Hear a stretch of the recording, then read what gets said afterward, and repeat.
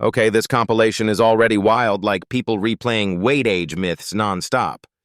Do we have to get fatter as we age? Is it genetic? It's such a spicy opener. And the answer they keep circling is, it's not fate, it's muscle. Yeah, because the argument is weight on the scale isn't the main health metric. Wait, so they're saying the key is maintaining resistance training, not just don't gain. That's the part that annoys people because it's boringly actionable. But also it explains everything. Stairs, knees, doing life without pain. I love that story about the long Indonesian staircase because it's so real. Like you're not training to look shredded, you're training to not be trapped. And then they drop the 1 to 2 pounds per year stat like it's a jump scare. 1 to 2 pounds? That sounds small. Until it isn't. 15 kilos across 30 years, average person, yeah, mirror math. But what's actually controversial is the confidence around protein percentages and ratios. You mean 16% of energy from protein, 30 grams fiber, 5% added sugar? Exactly that. Clean numbers are seductive, but biology isn't always tidy.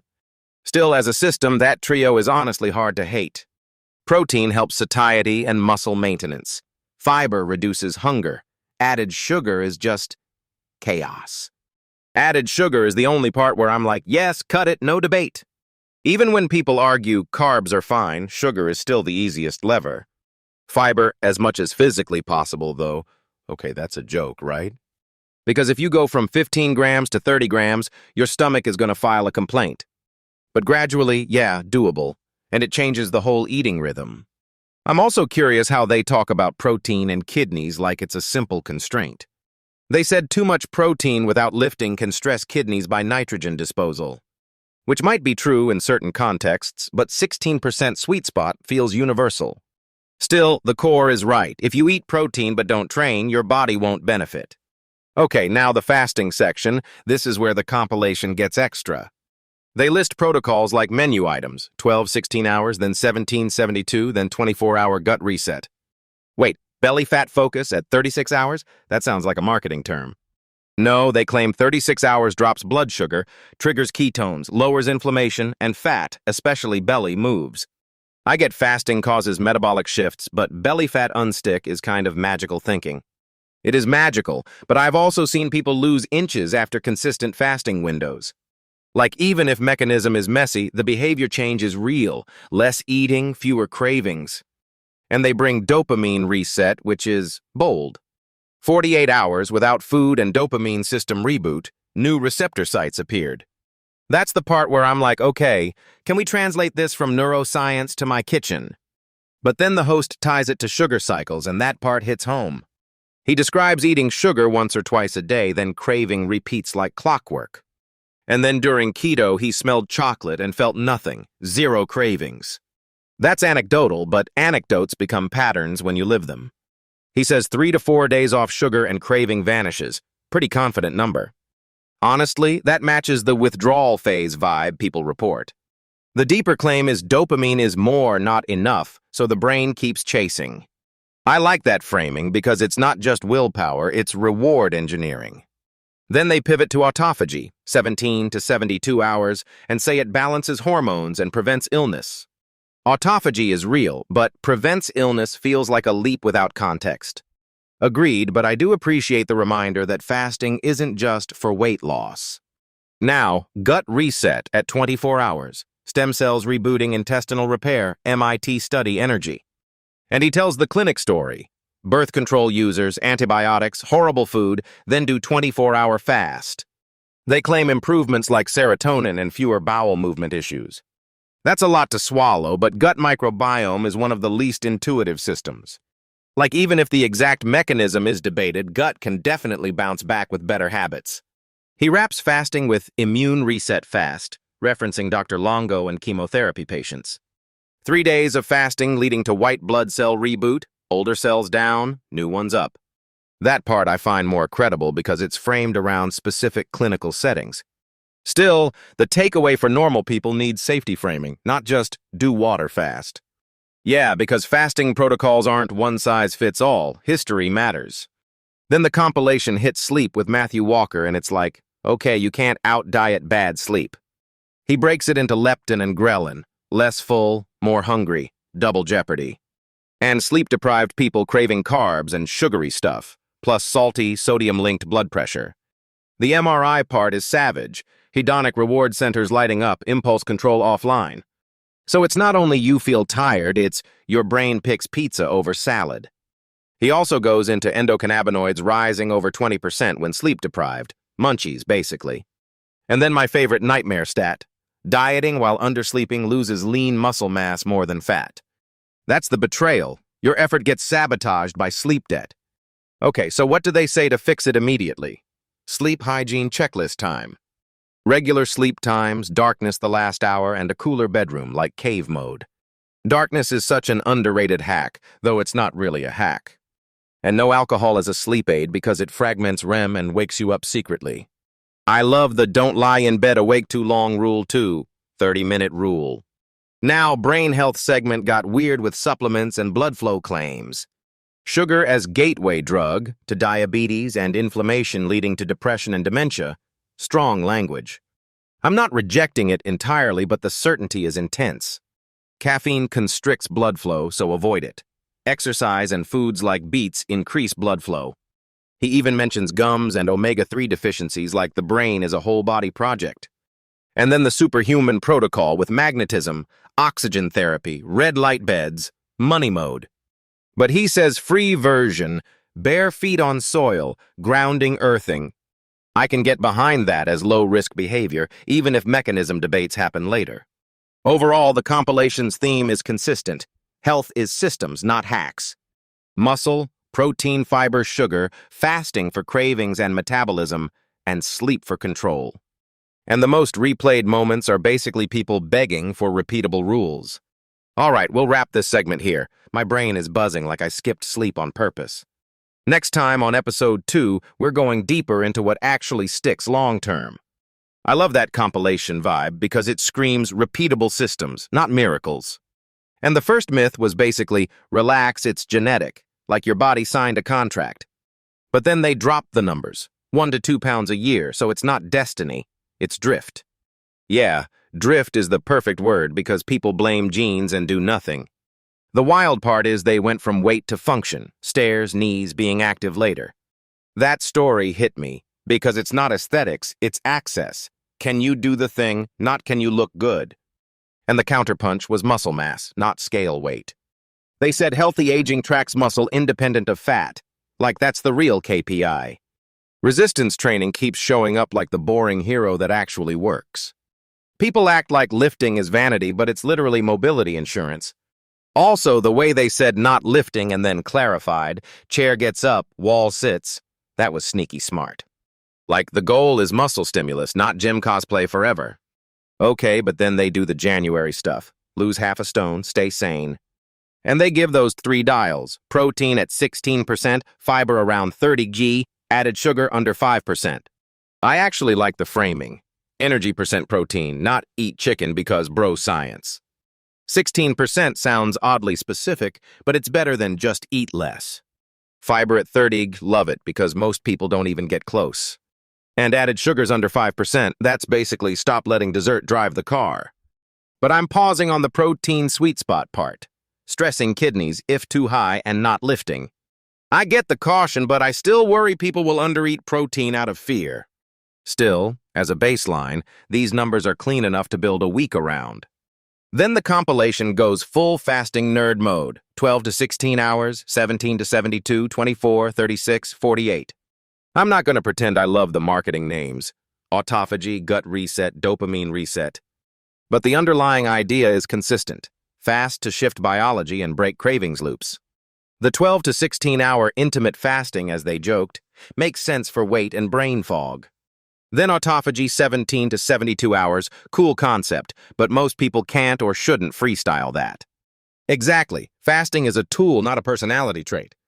The gut reset story, though, 24 hours and intestinal stem cells reboot. Even if the details are debated, the pragmatic takeaway is compelling. Regularity and restraint. Also, the idea of taking people on birth control or antibiotics and doing a weekly fast sounds dramatic. Yeah, I'm like, what's the control group? But I love the direction. Improve microbiome by changing inputs. And then the belly fat focus fast. 36 hours, then 12 hours eating, repeated over a month. The key claim was weight loss unsticking, mostly from the belly. That makes sense mechanistically. Blood sugar drops, ketones rise, appetite changes. But I'm also thinking, belly fat is just where the story shows up, not where the metabolism starts. True, but if someone feels stuck, targeting the pattern, cravings, inflammation, hunger, could help. Then dopamine reset, 48 hours reboot cravings and reward. That dopamine explanation as molecule of more, not enough, is such a good soundbite. And then Malik's sugar cycle confession. I get cravings a couple hours later. The keto anecdote was real world. After weeks without sugar, the chocolate smell didn't even move the needle. That's the best kind of evidence, your own behavior pattern changing. They said it's like 3 days to break the craving barking, then ketones help suppress hunger. I've seen that too, but I'd phrase it as break the habit loop, not magic receptor repair. Because dopamine is complicated, but the experience of craving decay is very real. Also, ketosis can reduce appetite for many people, so the subjective effect lines up. Then the immune reset fast based on Longo, 3 days, white blood cells reboot. That section felt the most medically serious because it's tied to chemo contexts. Still, the step from cancer patients to general audience DIY is huge. Agreed, I want people to hear the possible biology, but not copy the protocol blindly. And then there's sleep, which quietly becomes the villain that makes dieting fail. Leptin down, ghrelin up, and suddenly you're craving carbs and salty stuff. The extra calories at each sitting, 300 to 400 just from undersleep, brutal. And the 60% of weight lost is lean muscle claim. Oh wow, that's scary. That's why sleep isn't wellness fluff, it's diet integrity. Then the sleep hygiene tips were actually actionable. Regularity, darkness, cooler room, and no alcohol as a sleep hack. Switch off half the lights in the last hour is such an easy experiment that I'm mad I didn't do sooner. And the temperature range, cold cave sleep basically. The alcohol part is always funny because people call it a sedative like that makes it helpful. Sedated doesn't mean restorative. It fragments RM and your brain wakes up miserable. Okay, Daniel Amen segment next. Brains, inflammation, sugar, blood flow. His framing is a lot, like sugar is the gateway drug to diabetes and caffeine constricts brain blood flow. But I can't argue with the direction. High blood sugar and inflammation aren't friends of cognition. The exercise increases blood flow piece is consistent with everything else we've heard. Still, I'm cautious about supplement savior vibes like ginkgo and random add-ons. Amen also blamed loneliness and called loneliness accelerating dementia. There's data there, even if the rhetoric is intense. And then gum disease as inflammation affecting depression and dementia. Never forget the mouth. Now we're going into Gary Brecker. Superhuman protocol, magnetism, oxygen therapy, red light beds. It's money mode, but I do like the free version. Bare feet on soil, grounding. Low risk habit, even if we debate mechanisms later. And that's the real meta theme. Systems beat hacks. Muscle plus protein fiber sugar rules, plus fasting for craving control, plus sleep for diet fidelity. If someone does only one thing, get stronger, eat protein and fiber, and protect sleep. Because if you do that, the scale eventually stops feeling like a lottery. All right, my brain's buzzing, but in a productive way, not a doom scroll way. We'll catch you in episode 2 where we're going deeper into what actually sticks long term. Next up, how to build the routine so cravings, sleep loss, and I'll start Monday don't win. The genetic weight gain excuse is so lazy like bro, gravity isn't personal. Every year you gain 1-2 pounds and people call it fate. That's actually terrifying until you realize muscle is the real cheat code. They were saying it's not just scale weight, it's muscle mass for healthy aging.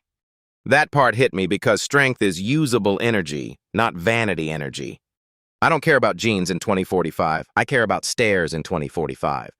Same, people underestimate how active depends on not being weak. But hold up, does everyone need heavy lifting forever? You don't need a powerlifting career, you need resistance that keeps muscles awake. They basically meant mobility on the chair kind of strength, not only gym hero stuff. And the argument was, fat can rise, but health trajectory tracks lean mass. So you can be heavier and still healthier if muscle is intact. Or you can be lighter but nutritionally shredded. Congrats on the glow, now your body breaks. That's where the dieting kills muscle worry comes in, right? Yep, and sleep makes dieting way more honest, or more brutal. I'm always suspicious when people say sleep fixes weight, but the hormone logic is real. Leptin down, ghrelin up, so you're hungrier and less satisfied. And they claimed hunger went up like a lot of extra calories per sitting. The annoying part is your cravings target the worst foods, not random foods. Pizza becomes the main character when your brain loses impulse control. That MRI bit, reward centers lighting up more for unhealthy foods, felt painfully plausible. And then endocannabinoids go up under sleep deprivation, so appetite systems rever. So you're basically running your diet on a caffeine-addled sleep deficit engine, which is why their systems beat hacks thing matters so much. Okay, now the diet numbers, protein percent, fiber grams, added sugar cap sounds almost too neat. I hate percent of energy rules sometimes, but the protein-fiber-sugar triangle is strong. The 16% protein target, 30 grams fiber, and 5% added sugar or less. Those are sane guardrails. Sane guardrails is the best phrase for fat loss I've heard this year. Fiber being doubled from average intake is honestly the easiest unsexy win. It's also the least dramatic, so people ignore it until they're desperate. And protein is the part that protects muscle while you're cutting. They mentioned kidneys stress if you overshoot protein without lifting. Does that worry you? I get the nitrogen angle, but the practical takeaway is match protein with activity. If you're cutting and not training, you're asking your body to downshift without purpose. Which brings us to fasting. Everyone loves the idea, but protocols get weird fast. The way they stacked intimate fast, autophagy, gut reset, belly fat focus, dopamine reset, like menu items. I like the gradation, though. 12 to 16 hours for weight and brain fog, then longer for deeper effects. I want to push back on some of the gut reset fixes everything vibe. Yeah, but the concept, fasting as a stress signal that lets the gut lining regenerate, is interesting. Stem cells and intestinal repair in a 24-hour window, people love that story. And they connected it to people on birth control and antibiotics regaining better gut function. Still, we should be careful about attributing causality to one protocol. The internet hears 24-hour miracle and stops doing fiber, walks outside and calls it done. The better message is, fasting can be a tool, not a personality. What about the 36-hour fat burner focus? Blood sugar drops, inflammation down, ketones up. Most weight dropped from belly. That's a dramatic headline, I'll admit. But belly fat responds to overall caloric deficit hormones and training, too. True, but fasting can make the deficit easier by reducing snacking and appetite swings, which is where the dopamine reset part gets way more relatable. Because the sugar cycle is basically dopamine rush, craving, repeat forever. They said 48 hours can reboot the dopamine system and restore receptor sensitivity. Do we need to believe every mechanistic claim to use it practically? Probably not. What matters is the behavioral result. Cravings break and food tastes less need-like. And their lived experiment, 3 to 4 days without sugar and cravings vanish, rings true. 3 days is such a small timescale people ignore it because they want instant gratification. Plus ketones making hunger quieter is a compelling feedback loop. Ketones kill hunger is shorthand, but the hunger suppression feeling is real for many people. So you break cravings, then you eat protein and fiber, then sleep, boom, adherence. But don't forget safety. Fasting isn't for everyone, especially if you have conditions. Exactly, and also training intensity might suffer during longer fasts. So keep it intelligent, short fasts to start, and don't turn it into punishment theater. The immune reset fast, 3-day fasting and white blood cells rebooting, sounds even more intense. The Walter Longo chemo work connection is compelling, but again, we're not self-prescribing. And the Achilles story, felt buzz on day 4 and pain disappeared by returning to food wild. I'm not volunteering my tendon for 5-day water fasting as a casual experiment. Yet it reinforces the broader theme. The body repairs when the resources signal changes. All of this loops back to one thing. Healthy aging is systems, not random suffering. Train resistance, hit protein and fiber, limit added sugar, protect sleep, and use fasting carefully.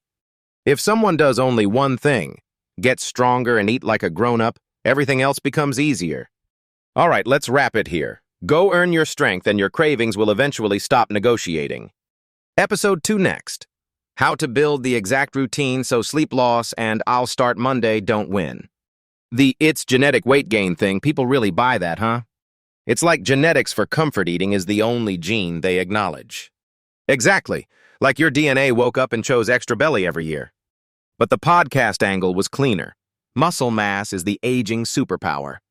And that flips the whole vibe. Less about the scale, more about what you can do. Your knees don't care about your BMI spreadsheet, bro. The 1 to 2 pounds per year number sounds tiny until you stack it. 15 kilos average over 30 years. Yeah, that adds up silently. What I liked is the distinction between weight and health when you get older. The claim, at 60 plus, resistance training matters because muscle drives health. Not lifting forever like a bodybuilder, but functional muscle maintenance. Still, I want to push back on any single magic mechanism. Humans are messy. Sure, but muscle first is a pretty hard to argue with direction. Then the January diet stuff came in. Protein, fiber, and added sugar limits. The protein target was about 16% of daily energy, which is oddly specific. Specific enough that people can actually stop doom scrolling and start cooking. And the fiber goal was as much as physically possible, aiming for 30 grams. As much as possible is the most honest nutrition advice on earth. Also, reality check, average people are at like 15 grams, so yeah, double it. Added sugar capped at 5%. That's where cravings usually start getting loud. But I do wonder how people implement that without getting religious about it. The podcast tone made it feel like, apply these numbers to whatever diet you like. Which is the only way most people can sustain anything for more than 9 days. Then we went into fasting protocols. This is where it gets spicy. Intermittent fasting, 12 to 16 hours, brain fog, weight loss, basic rhythm stuff. I love that they named it like it's a romantic intermission with your appetite. Then autophagy fasting, 17 to 72 hours, cell cleanup and hormone balancing claims. Autophagy is real as a concept, but the 72 hours fixes everything vibe is risky. True, but at least they framed it as a tool, not a personality trait. Gut reset fasting, 24 hours without food, gut stem cells rebooting themselves. The MIT link they referenced makes it sound like a biological scheduled maintenance. Stem cells are like, please swipe your gut for a reboot. And then the examples. After birth control, antibiotics, bad food, fast helped microbiome rebuild. I'm open-minded, but we got people off supplements sounds like clinic anecdotes, not universal law. That said, the mechanism story, stem cells plus improved gut environment, is coherent. Then the fat burner fast was 36 hours, then 12 hours eating repeated. Belly-focused fasting. Finally, someone admits where people want fat to leave first. The claim, belly fat responds more because blood sugar drops, inflammation down, ketones up. Ketones can reduce hunger for some people, but we gotta avoid magical thinking. Still, the unfreezing weight loss resistance idea is relatable. And then the dopamine reset, 48 hours to reboot dopamine system and cravings. The food addiction people get less happiness from food line is intense. Like your brain turns snacks into commission-based dissatisfaction. Then the personal story. Sugar cycle cravings after sugar, then keto-reduced cravings. And they said cravings vanished around 3 or 4 days. Dopamine stops barking. Honestly, that matches a lot of people's lived experience. Withdrawal is real. It's also why fasting becomes a behavioral reset, not just a metabolic switch. The last protocol was immune reset fast. 3 days water fast, white blood cells reboot. That's based on Dr. Longo's cancer chemo work, which is fascinating but sensitive. For sure, probably not a DIY plan for everyone, but the immune reboot concept is compelling. The Achilles tendon story again, fast buzz, then pain disappears after refeeding. I'm with you, I'm not using my body like a lab mouse either. After fasting, sleep science came in like a wrecking ball, hunger hormones shift. Leptin down 18%, ghrelin up 28%, double jeopardy for appetite. And underslept people crave carbs, sweets, then salty foods, plus weight loss may lose muscle. 60% of weight loss from lean muscle is frightening if true and generalized. But even the direction is right. Sleep deprivation makes dieting harder and muscle retention worse. Then sleep hygiene. Regularity, darkness, cooler bedroom, and don't lie awake too long. Basically, train your brain like it's a dog. Routine, cues, no chaos. And alcohol is not a sleep aid because it fragments REM sleep. That one always hurts because people love the glass before bed ritual. The neuroscientist segment was more about sugar, blood flow, and inflammation. Some claims sounded very supplementy, but the core warning about sugar's systemic effects resonates. The exercise increases blood flow to the brain part is timeless, though. Also, gum disease affects inflammation and brain health. Wow, that's underrated. The brain wellness theme kept echoing, fix fundamentals before buying miracles. The superhuman protocol tangent, magnetism, oxygen, light, was wild and kind of funny. I love nature, but that 150K gear number is a choice. Yet the free version, bare feet on the ground, sounds harmless and calming. Earthing claims might be overhyped, but go outside, get sunlight, move is never wrong. So the episode basically stacks one tower: resistance training, smart eating, and sleep protection.